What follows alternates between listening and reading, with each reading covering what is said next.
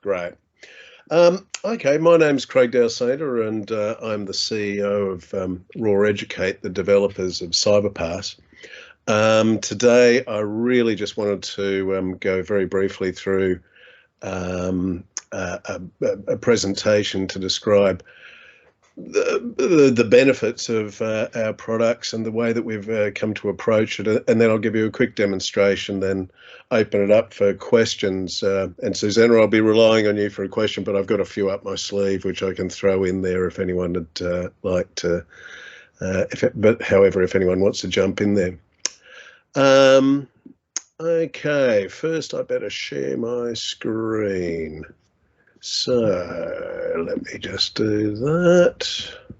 Can't see you, Craig, by the way. I don't know if that was your intention. I can see an image of a plug. That it wasn't my intention there, so I can't. Let me just see if we can work out that. Well, but I can hear you, and that's probably more important. Oh, it probably is, really, isn't it? Especially if you're about to share screen. So, can you see that word cloud? Yes, yes. All right. Well, we'll go from there, and I'll try and fix the camera issue in a sec. Super. Okay. We've been developing online safety and digital literacy education for it's I think 2006, so 15, 16, 17 years in Australia and UK, and today we've got over 1 million students in those territories using one or more of our online education resources. So, sorry, I'll just get into whole screen. So, when we think about students' use of technology, it is really quite different to maths and science or English in that there's really no bar. We can't actually say that, for instance, a student will have the capability to do long division by a certain year group.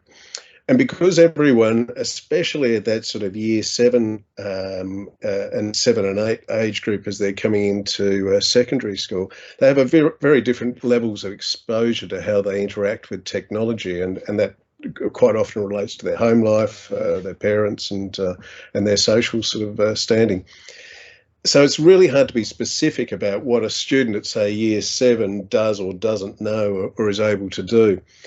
And what makes it even harder is that as teachers, we rarely have a direct parallel point of difference. What kids can do online now is totally different to what we were doing at a same age, especially for grey-haired ones like myself. So what we know about online safety is that there's no silver bullet. Sure, it's very much about having the skills and knowledge, but these need to be contextualised in a responsible use of knowing your rights and the rights of others, and being media literate and applying a moral compass. And without these things, you can be safe, but not necessarily a good digital citizen. So through the process of developing Cyberpass, and Cyberpass is our most recent product and was developed over 5 years ago, we canvassed teachers about what the issues that they had and how we could support them with that.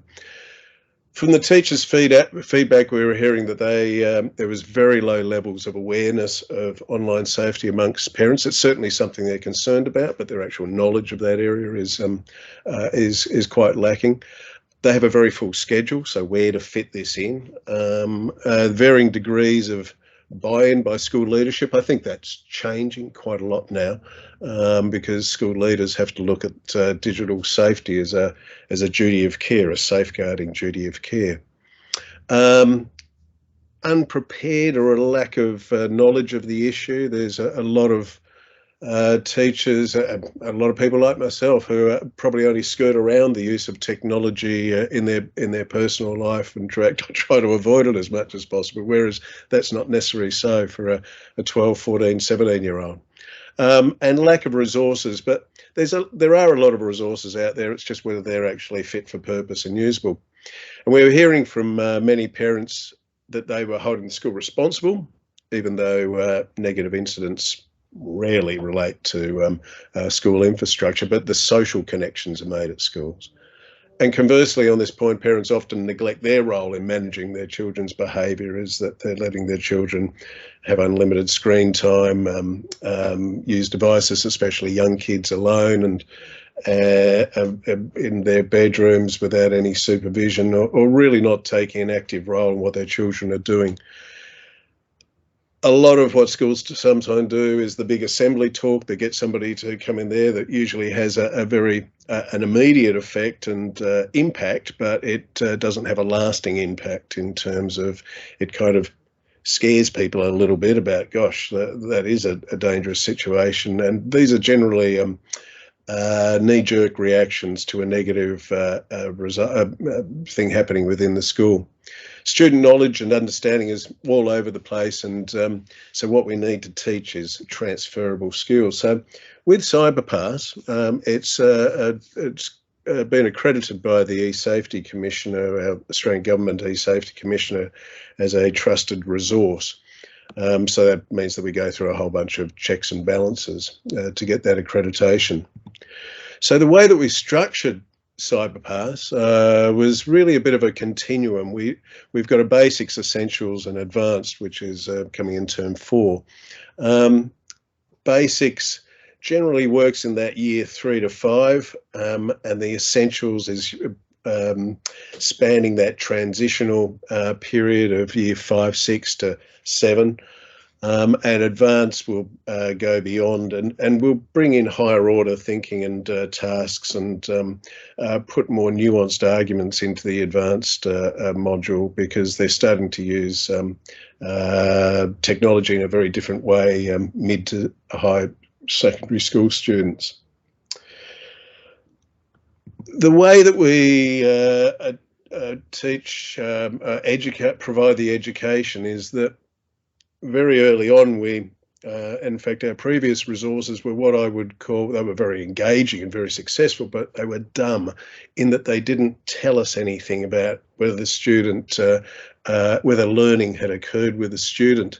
So when we approached Cyberpass and through this sort of consultation period, it was really essential that we actually find out where a student is at in their knowledge. And if you put 20 students in a room of, say, 12, 13, 14 years old and actually assess their digital skills, their knowledge across the whole suite of issues, you'll get a very different response. It's not like maths, it's not like grammar and English. So what we wanted to do was to actually have a competency-based approach where, depending on the age group that you were looking at, we would actually assess their skills against some preordained competencies by interactive questions, and then by identifying their gaps, so that the questions that they answered incorrectly, we were able to then push them towards resources that were specifically relevant to the gaps that we've identified. And so those resources, and you'll see them in more detail when I walk you through it, are in the form of checklists, videos, interactives, and also a curated list of third-party links and also support resources for crisis issues like Kids Helpline or the E-Safety Commissioner bullying line. For teachers, it's really important that teachers are aware of where their students are at, so they've got a dashboard and they can actually look at their specific students and how they're progressing through each of our modules or class or indeed whole of school. So Gemma was one of our early adopters in London with Cyberpass. By the way, we're Australian. I'm based in chilly old Hobart at the moment and in winter. But yeah, Gemma was one of our initial champion teachers when we developed Cyberpass, and it was really succinctly the way that she put it is that Cyberpass was a way that they could actually get an understanding of where the issues might be and be a little bit proactive about addressing those issues before it sort of, as she said, spilled out into the playground or the classroom. So with all this data that we get from Cyberpass, it's really quite interesting, is that we can actually create a matrix, which any teacher can do at their class level, but we've done this at a national level. And we can actually look at, for instance, the red column there looks at incorrect on first attempt, and the green column looks at correct on first attempt. So these are student responses to being assessed against a competency. What I find very interesting about this is that the competencies that are most incorrectly answered are really quite skills. They're sort of widgets you've got to have. I mean, identification of different labels attached to people's content, so Creative Commons or share alike.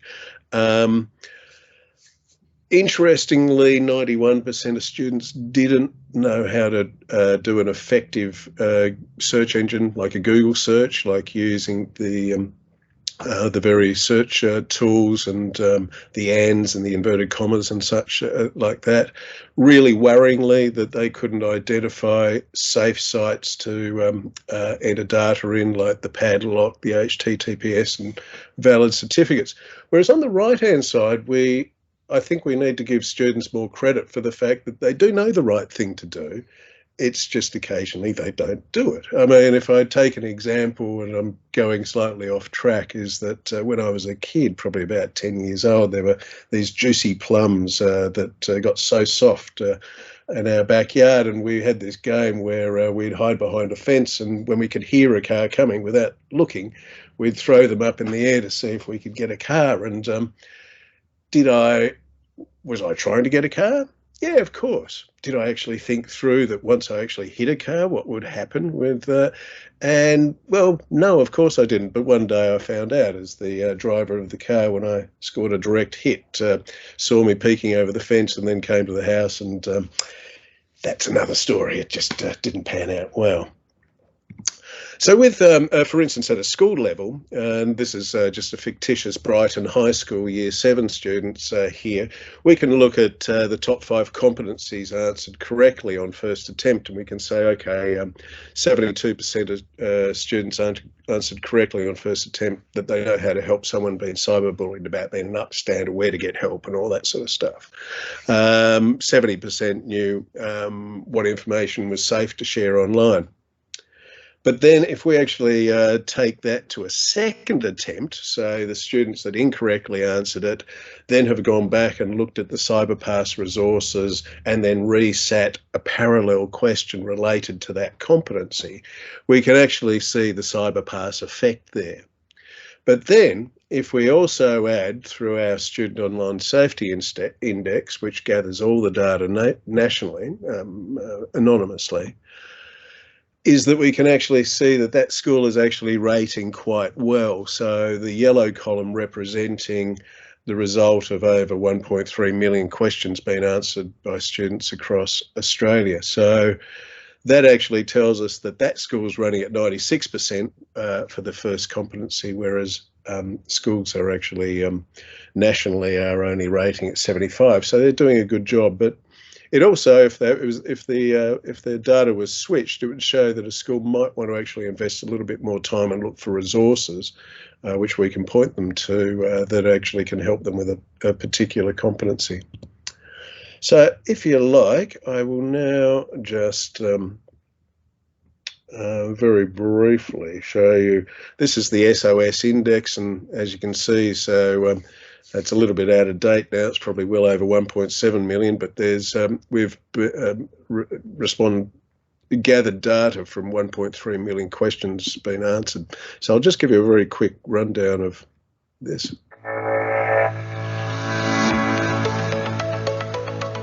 We need to protect children online, but could you say what skills your students have or don't have to keep themselves safe and secure? Probably not. At least not unless you ask them.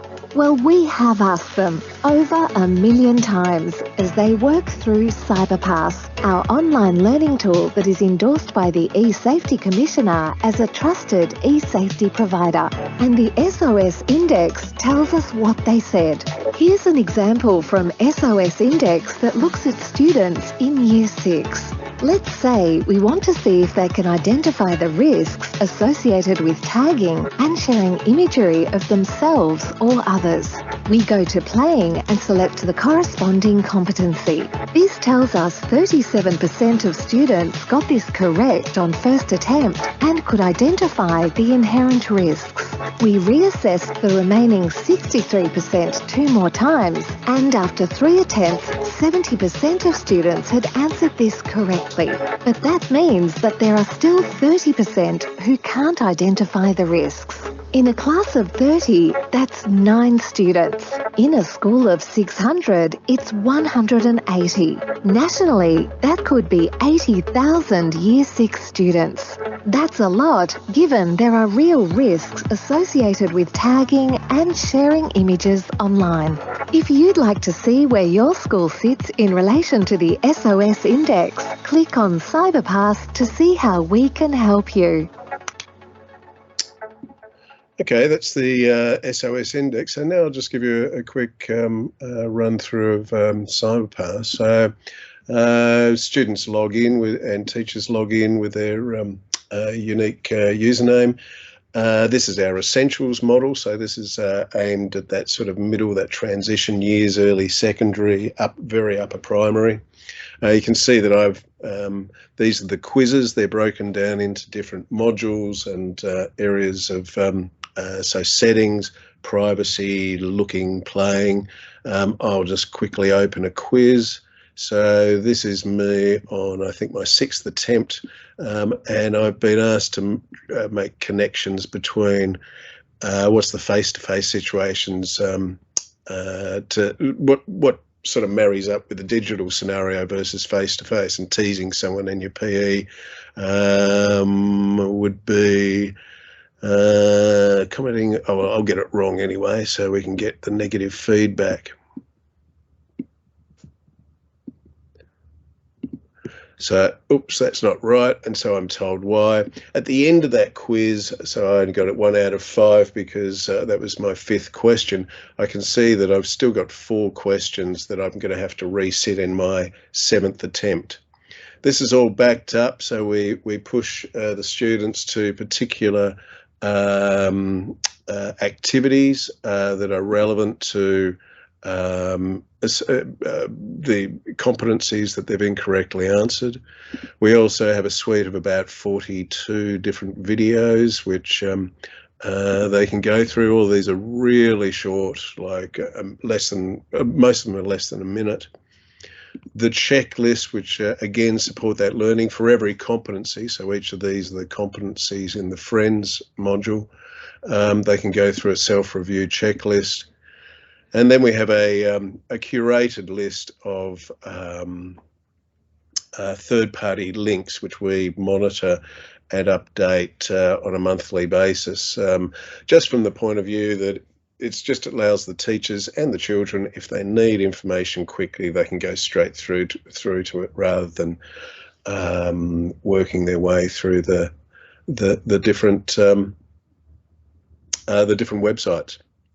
So yeah, that's am I still not available? My face there, Susanna? Just your image of a I think it's a USB-C. Very nice, very modern, very technical. Yeah. That's okay. So Craig, thank you so much. That was really interesting. Speaking as a parent of 3 teenagers, really what I wanted, the question I want to ask is, we need this, and that's not really a question, but it is an alarming time for any adult who is in charge of teaching their kids how to navigate this world. Where do you find schools? There you are in person. Hello. I am real. I am real. You are real, not a robot.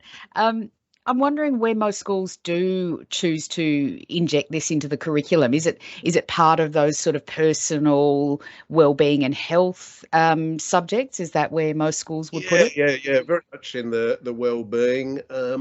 But it's probably in primary is that they can actually do it at sort of find time for it a little bit more easily than, because as we get through into secondary, the schedule gets so much fuller. We actually see a lot of it being done as year group work as wellbeing in that health area, wellbeing and health, from the point of view that it's a personal protection issue too.